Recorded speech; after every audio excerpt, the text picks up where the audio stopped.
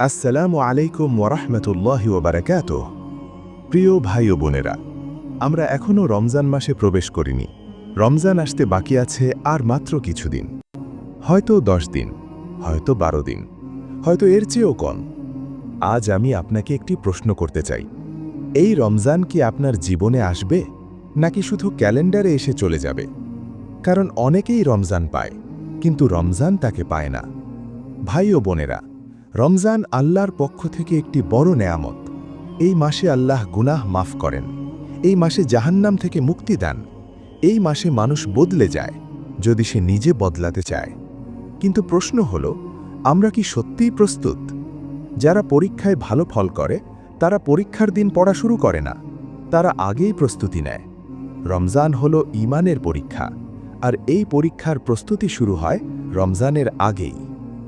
আল্লাহ তাআলা কোরআনে বলেছেন, রমজান সেই মাস যে মাসে কোরআন নাজিল করা হয়েছে মানুষের জন্য হিদায়াত হিসেবে।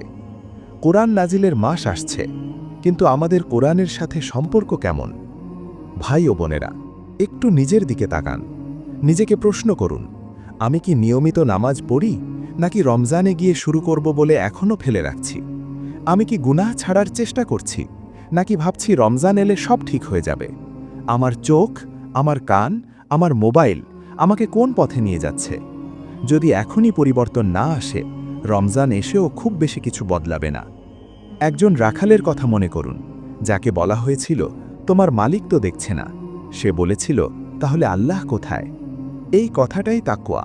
এই তাকওয়ার জন্যই রোজা, এই তাকওয়ার জন্যই রমজান। রমজান আমাদের শেখাতে আসে, আল্লাহ সব সময় দেখছেন।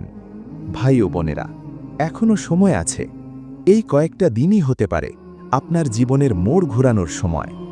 আজ থেকে সিদ্ধান্ত নিন, আজ থেকে 5 ওয়াক্ত নামাজ ঠিক করবেন, আজ থেকে অন্তত একটাও গুনাহ ছেড়ে দেবেন, আজ থেকে কোরআনের সাথে সম্পর্ক শুরু করবেন, আজ থেকে আল্লাহর কাছে ফিরে আসবেন।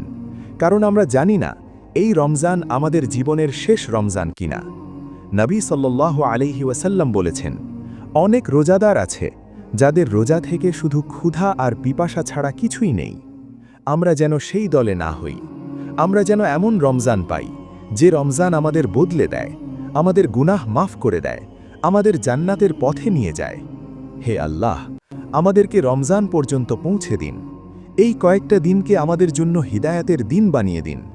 রমজানকে আমাদের জীবনের সেরা রমজান বানিয়ে দিন। আমিন। আসসালামু আলাইকুম ওয়া রাহমাতুল্লাহি ওয়া বারাকাতুহু।